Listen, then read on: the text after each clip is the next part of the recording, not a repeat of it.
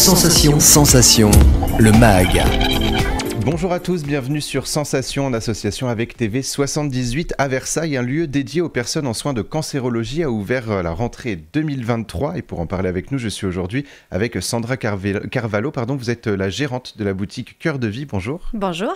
Alors, Cœur de Vie donc, est à Versailles. C'est une boutique qui se veut être en soutien aux personnes touchées par le cancer. Comment vous est venue l'idée d'ouvrir cette boutique ? Alors, cette idée m'est venue parce que j'ai été moi-même touchée par le cancer du sein en 2017, à l'aube de mes 37 ans, donc sans aucun antécédent familiaux. Et j'ai vécu donc une grosse année de traitement avec chimiothérapie, radiothérapie, opération du sein. Et il m'a fallu à peu près 5 ans pour me remettre de tout ça. Le cancer laisse des séquelles psychologiques, physiques et psychiques assez importantes. Donc voilà, il a fallu que je me reconstruise. Mais cette épreuve, en fait, si jeune, m'a fait vouloir finalement changer de vie. Je me suis dit que si ça m'était arrivé si jeune, il fallait que j'en fasse quelque chose. Et lors de mes traitements, je me suis rendu compte qu'il y avait quand même un manque d'accompagnement en produits de support pour les personnes en soins de cancérologie. Donc, forte de ça, je me suis dit, je vais créer un lieu en fait dédié pour les personnes en soins de cancérologie. En fait, j'ai pris une feuille blanche et j'ai noté tout ce qui m'avait manqué et j'ai créé ce qui m'a manqué chez Cœur de Vie. Vous l'avez dit, et notamment quand vous vous rendez à la pharmacie, vous êtes obligé de dire que vous avez le cancer pour obtenir certains produits, même chez le coiffeur. C'était donc une évidence pour vous de créer une boutique où tout est rassemblé finalement ? Oui, tout à fait. En fait, quand on est malade, on a déjà beaucoup de choses à gérer. Et c'est vrai que moi, ça a été très compliqué pour moi de devoir aller dans plusieurs endroits, de devoir tout chercher, les vernis, les soins dans les pharmacies. Quand il n'y a pas, il faut aller en parapharmacie, aller chez un coiffeur, chercher un coiffeur qui fait des perruques lorsqu'on perd ses cheveux. En fait, on est obligé systématiquement de dire qu'on a un cancer et c'est très compliqué. Moi, je voulais vraiment en fait créer un lieu où en fait on vient voir Sandra. Voilà, Sandra, j'ai un cancer. On m'annonce dès le départ le protocole et c'est terminé. Après, moi, je fais de l'accompagnement.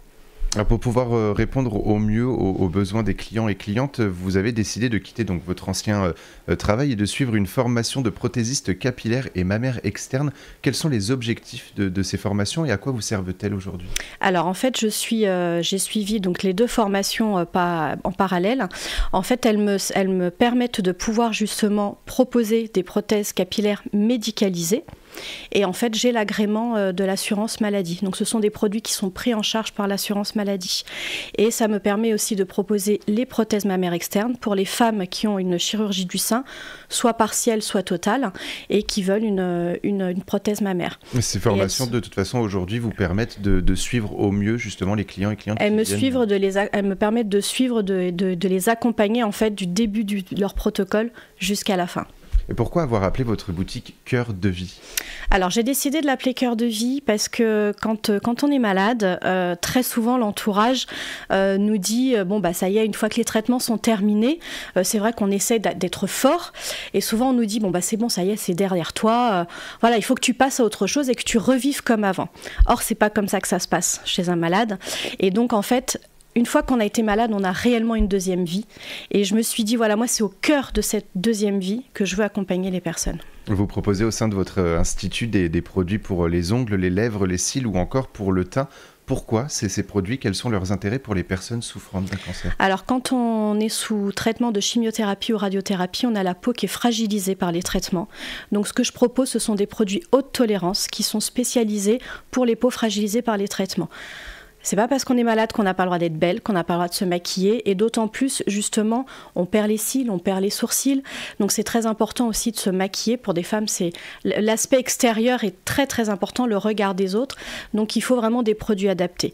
Et je propose également de la dermocosmétique, donc tout ce qui est crème, soins pour la radiothérapie. Toujours, en fait, je propose une gamme de produits qui est 100% saine et toujours, justement, spécialisée pour les peaux haute tolérance. Justement, quand on tombe malade, on a parfois du mal à accepter son corps qui change, sa peau qui change et son visage, finalement, qui change. Cette boutique, votre activité, c'est aussi une façon de leur redonner confiance dans ces moments-là ? Alors, c'est vraiment mon objectif premier. c'est que les personnes, elles viennent chez moi. J'ai vraiment créé un cocon bienveillant. Et j'ai vraiment envie qu'elles viennent, qu'elles se sentent à l'aise. Je prends le temps de les recevoir. Je leur offre un café, un petit jus, on discute. C'est aussi très important, en fait, quand on a été malade, d'être face à quelqu'un qui a vécu la même chose. Parce qu'en fait, moi, quand elles viennent, je leur dis, écoutez, voilà, dans l'épreuve, en fait, chacun la vit comme il le sent. Il n'y a pas de hiérarchie dans la douleur, ni quoi que ce soit, ni dans les émotions. Mais voilà, on se pose, on discute, et ensuite on passe soit à l'achat de la prothèse, l'essayage de la prothèse, l'essayage de la lingerie ou de la prothèse capillaire.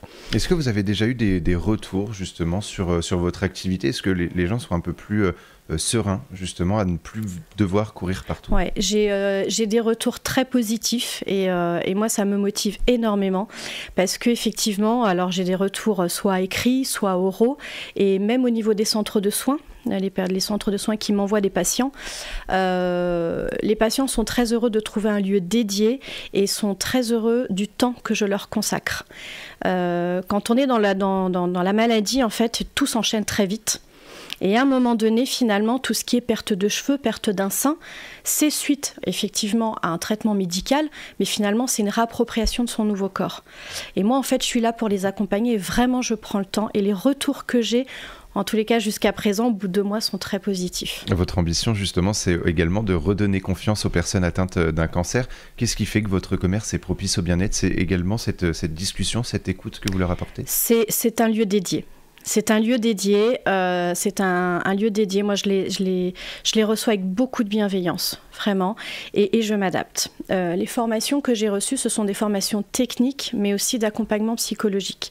Donc, forte de ma propre expérience personnelle, j'ai aussi, en fait, pendant mes 5 ans de rémission, accompagné des personnes qui étaient malades. Et du coup, je m'adapte au mieux et j'essaie vraiment de créer vraiment une sphère de bienveillance et de confiance. Ça a aidé justement à la compréhension, le fait que vous ayez vécu un petit peu ces incertitudes, cette douleur parfois et ces interrogations autour des produits qu'on ne trouve pas toujours ? Oui, tout à fait, oui. Alors on ne l'a pas spécifié, vous proposez donc des produits pour les femmes, pour les hommes, mais également pour les enfants. De quels produits parle-t-on ? Alors c'est surtout les prothèses capillaires pour les enfants. Après, pour les enfants et pour les hommes également, je propose aussi des prothèses capillaires pour les hommes et aussi tout ce qui est dermocosmétique.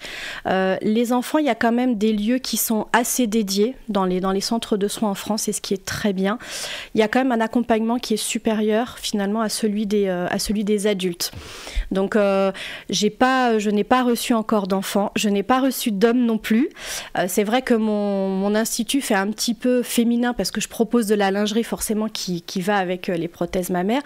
Mais voilà, j'ai une proposition pour les hommes et pour les enfants. Après, c'est vrai que je n'en ai pas reçu pour l'instant. Et voilà, après, c'est vrai que je sais que les centres de soins pour les enfants sont vraiment spécialisés dans l'accompagnement de produits de support.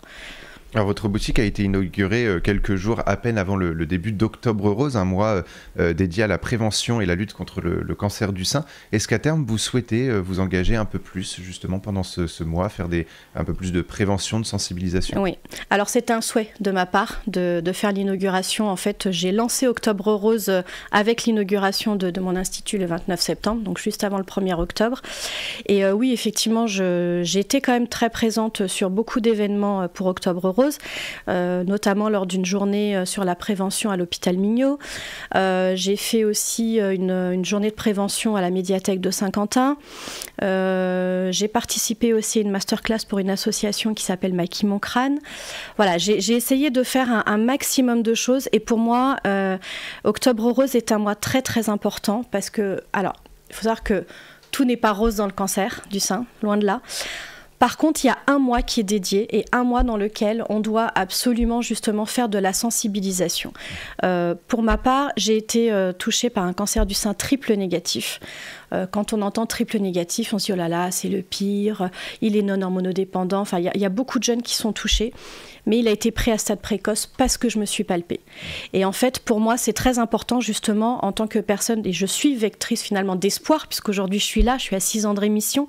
Et du coup, j'ai vraiment envie de véhiculer ce message, de dire voilà, il faut s'autopalper. À partir de 50 ans, il faut faire le dépistage, parce qu'en fait, le dépistage en France est à partir de 50 ans, les mammographies. mammographie toutes les 2 ans, mais avant, parce qu'aujourd'hui on constate quand même que beaucoup de femmes sont touchées par le cancer avant 50 ans. Et l'autosurveillance reste de toute façon essentielle dans ces moments-là. Merci beaucoup Sandra Carvalho d'avoir été avec nous sur Sensation. Pour plus d'informations, on peut se rendre sur le site coeurdevie.com et pour revoir ou réécouter cette émission, rendez-vous sur notre site et notre application Radio Sensation.